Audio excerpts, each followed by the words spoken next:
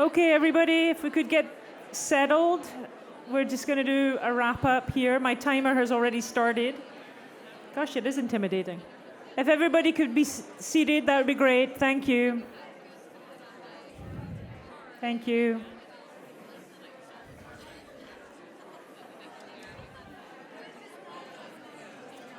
Okay. Is everybody in the room that's going to be in the room? Looks like it, kind of. All right, so we are going to do a little wrap up now. Nearly at the end of the day. Thank you for hanging in and participating as much as you all have. So, as I said earlier in the day, there were 3 subcommittees that wrote the report, a pre-service subcommittee, an in-service subcommittee, and a curriculum subcommittee. And so in that session C, you explored the report a little bit. You looked at how we might take this work to scale, what the low-hanging fruit is. And so I'm going to talk about the curriculum subcommittee and focus really on what I heard that was not so much new, but what I heard today that people kept referencing that should be, that's important. Based on the discussions in the room, but also based on us thinking about how to build on the report. And then Richard, I don't know if Richard is in the room yet. Is Richard back in the room? Richard's right there. Richard's going to do the same for pre-service. And then Jill, where's Jill? Jill's where? Over there. Jill is going to do in-service, and then Marquita will come up and close. So, my head's exploding with information, so let's see. So what do we know? All right. We know that we have science content standards that include climate change. We have frameworks in science, history, social science, and health that include environmental principles and concepts. We're working right now on the visual and performing arts framework, mathematics in the upcoming year, and then eventually English language arts. We have a blueprint for environmental literacy that we're in the process of implementing. We have thousands of community-based organizations who work within our communities that are connected to our schools, school districts, and county offices of ed. We have a report that was published today to build on. We have a good foundation. The work is underway, and now we need to take it to scale. We want our students, and what we've heard today from our students and from teachers who work with students, we want our students, and our students want to be engaged in inquiry-based learning, leading to action in their local communities, in partnership with community-based organizations, science-rich institutions, environmental justice organizations, social justice organizations, infrastructure organizations, water, waste, energy, transportation, that kind of thing. Dr. Avila talked about that with Rialto. We want, I've heard this today multiple times, that spirituality should be acknowledged. That we recognize that this land is sacred. We want equitable, inclusive, and culturally relevant practices. We need to pay attention to representation. Our projects should be driven by students' own interest. Again and again, we heard today that there should be a focus on student agency. That the work should be youth-led as much as possible. Some of the things that Kavita was saying about the work that she does with her students and others. That our students' activism should be nurtured. That the work should be hyper-local, leading to global understanding. Global? Global. Okay. I can go with it. That we should focus the work that we do with our students and the work that we do together on being solution-oriented, solutionaries. There's some wonderful work happening with respect to that in our county offices of ed. The work should be nature-based. Our campuses should be green. We should encourage cross-generational work. We should learn about and promote and cultivate our understanding of trauma-informed practices. Thank you to the people in the room that brought that to the table. We should provide students with safe places to explore this work. Provide them with the time to slow down, even although it all feels so incredibly urgent, and to take time to observe and to be thoughtful before they act. The work should be interdisciplinary as much as possible. Connections to career technical ed should be made. We should be using the environment as a context, as an integrating context, especially when we work with elementary school teachers and their students.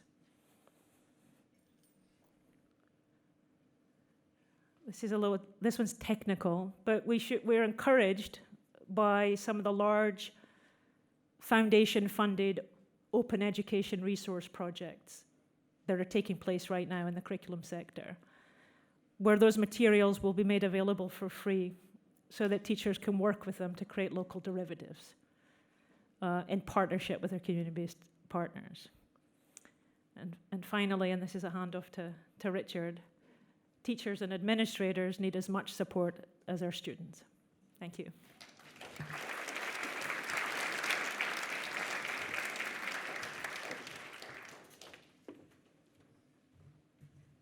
So very briefly, so we can move on to the reception, I'll start just with, like with Karen. You can't help but notice the good news in terms of all the great things that are happening in the field already. That's consistent with the pre-service committee research that we did for this report, where we surveyed pre-service programs and found that 94% of pre-service programs in the UCs and the Cal State system said they were doing something in this area. The problem, though, we have a lot to build on, but the problem is it's highly fragmented.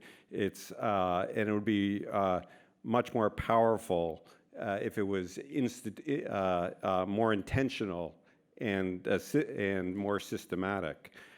Three themes came up in the response to the recommendations about how to think about scaling things up. First, very clearly, education was argued to be part of a system, a system approach. You can think of education as student learning happening in an ecosystem. So we should think not just about schools, but community partners in thinking about the impact of this work.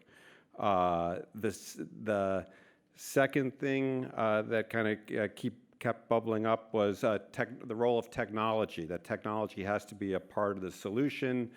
There was lots of mention of digital tools that are now becoming available, digital devices where you can measure, students can measure environmental data in real time, but also technology in a different, with a different meaning. I'm, like many of you in the room, influenced by Dewey, and Dewey thought of technology as human-created tools to get things done. And pedagogy is, of course, a tool. It's a technology. And I kept hearing a similar theme about how we should think about pedagogy, how we should think about the type of pedagogy that would be impactful in this work, that it should be active, that it should be project-based, that it should be experiential, and that it should be integrated across the curriculum, not just in science education. And again, I think thinking about that as a technology that we want to deploy in the classroom to have the desired outcome we're hoping with students is a useful way to think about that. The third theme that came up was the important role of teachers and teacher education programs. So teachers as a catalyst for some of this change that is, again, occurs in a larger ecosystem, but that they have a huge role to play, and that teacher education programs are central then to this work in preparing and supporting teachers. And there's also a related piece here about schools of education then being uniquely positioned to support teachers as agents of change in the community. And to that last point, I want to say one more thing in closing, is kind of a self-critique, a critique of what we've produced and my role in it. And it goes back to some of the student voices we heard earlier in the morning, where I heard very clearly from them, what's the proposed action? Action. We need action on this. What are we going to do? And looking back at this report, which I co-created, and I think it's too timid. It's too modest. We asked to set up a task force to further explore and talk about this work. You know, I don't think all you have to do in this group is criticize yourself, and it's easy to get the audience with you. But seriously, we talked earlier in this about what the federal government does is there's all these regional labs, technical assistance centers. We talked earlier on about a joint UC-CSU collaborative center that would advance work in this area. That, like these federal centers, we have one at UCI on secondary writing. Okay, we have a program on secondary writing, but we don't have a program supporting environmental literacy. It's really not sensible at all. And so I think we have an obligation to say that aloud if we're going to look our children in the face. And so a collaborative center could focus on first conducting research so we have a better understanding of what's actually happening in the field in terms of environmental literacy education and tracking change over time with that, disseminating best practices, advocating with state and community partners, and coordinating activities in the teacher education programs that, again, would be kind of the key institutional drivers of change in the state. It doesn't require boatloads of money. We have a secondary writing center, like I said, at UCI, $5 million. If the UC and CSU system can't generate that money together, the state can provide it, and if the state can't provide it, we should come together. This group has such power and legitimacy in our voices. Go to private partners and raise that money. But really, I don't want to. It would be a terrible shame to sit on a task force for 18 months to come up with that conclusion when we all know that something like that needs to be done at this time going forward.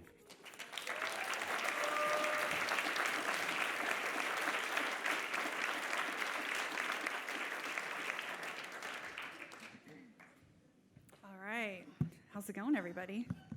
Nothing like sixth period or that 7 o'clock class. Eyes are glazed over. You're all sugar crashing right now.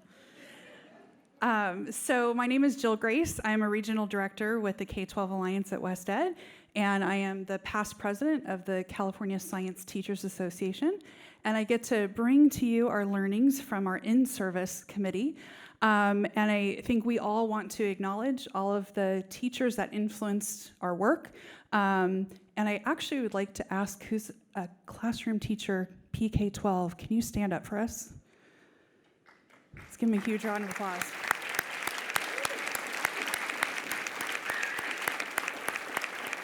I know it was a lot for everybody to be here today, but they had to write sub-plans, So just to briefly summarize, there was a lot of rich conversation at the tables, and it was hard to actually generalize into themes, but we'll echo some of what we've heard from the other groups, that local context was key, and that we need to provide opportunity for teachers to explore that and to leverage their knowledge, their expertise, and their passion.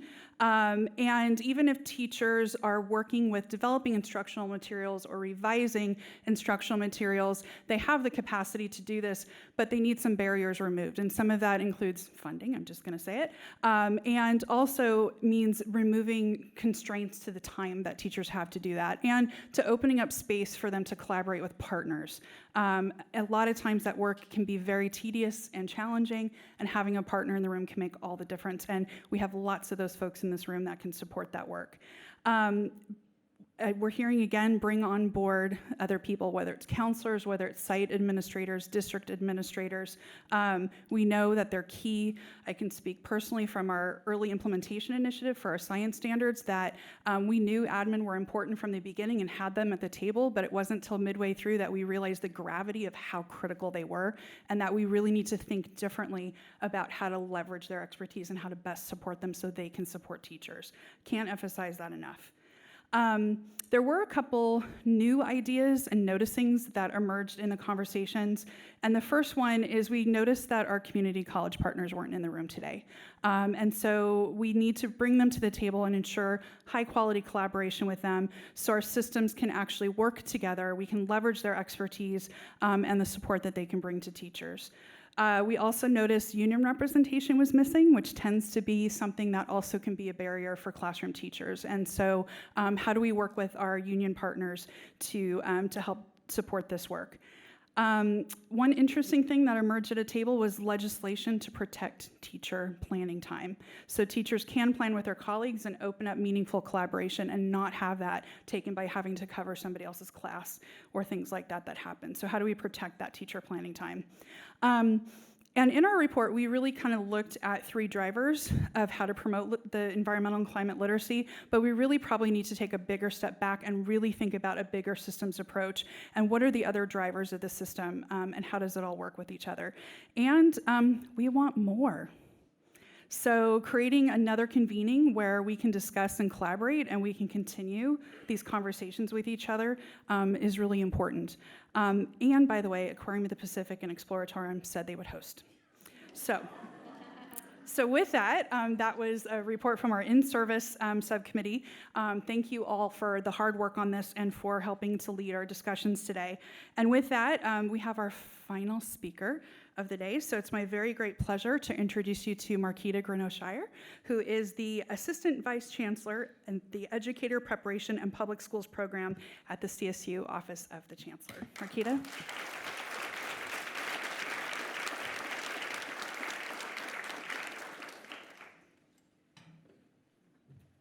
Well, good afternoon. On the agenda it says word of thanks. I'm going to say more than one word, I promise. But I want to start off by inviting somebody. Oh, she's already in the room. Linda Libers has been key to making this day happen, and our planning began months and months ago. And I see Linda as that conductor of this work, and I want all of us to recognize her and thank her, and I think we have something for you as well. So thank you.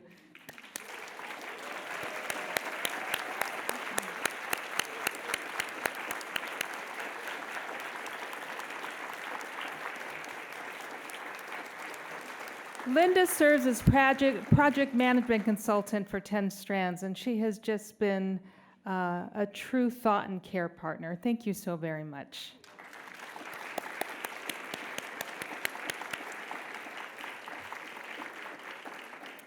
Well, thank you.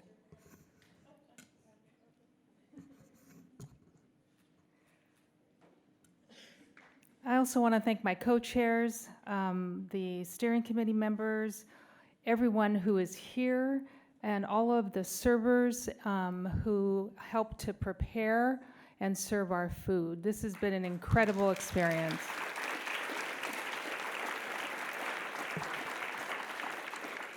Over the last day and a half, we've gathered together to learn about the pioneering work you all are doing, and in the many ways we can support, refine, and expand the implementation of environmental and climate change literacy moving forward.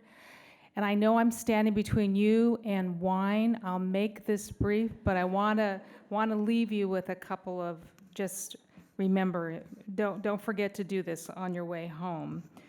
I want to remind you of our collective goal to empower 500,000 environmentally literate high school graduates every year who are environmental champions and warriors, Ram. This is one audacious social justice goal, and being in this room today with all of you and seeing your level of engagement and commitment has spurred me on and what we can do in the CSU. We do this work together by amplifying and refining our efforts, beginning new initiatives, maybe even a center, Richard, making connections among all of our initiatives and programs throughout the state and nationally, and developing strategic solutions based upon all of your collective input. Our work forward is to cultivate a more inclusive movement for environmental literacy. Just as President Napolitano said, we do this work because this is the most important existential crisis of our time. And as my Chancellor, Timothy White, said in his remarks, what's required in this is the transfer of knowledge, passion, a sense of urgency throughout all levels of society to empower informed decision-making in every household, in every community, and in every classroom PK through higher education. So I heard some key themes that I will reflect on as I think about next steps. I heard about the importance of intersegmental work and interdisciplinary work. And I think as we think about how we do move this agenda forward, we have to think about building structures and processes to do so. I heard we must invest in our youth and engage our youth in authentic ways. I was so taken with all the students, both the young children this morning as well as our college students. So we've got to find a way to make sure the voices are at the table beginning in the new year.